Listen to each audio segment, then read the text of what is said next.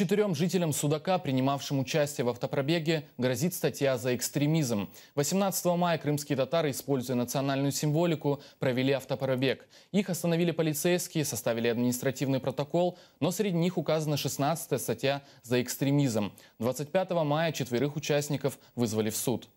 На 4 крымских татар, молодых людей, составлен административный протокол по статье 20.2, часть 2 Кодекса об административных правонарушениях. То есть участие в несанкционированных митингах, пикетирование.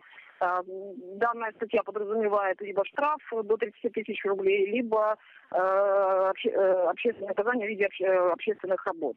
Интересен тот момент, что в рапорте сотрудника ГИБДД некого Руденко указывается статья 16 закона об экстремистской деятельности, то есть они квалифицируют действия ребят именно по этой статье.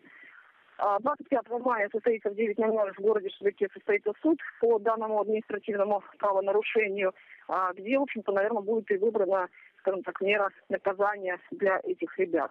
Но ребята все в протоколах указали, что с протоколом не согласны, что не принимали участие в никаких мероприятиях. То есть я так полагаю, что мы будем в суде в рамках заседания отстаивать свою позицию. Национальная символика была, но мы не считаем, что это был, скажем так, некое массовое мероприятие.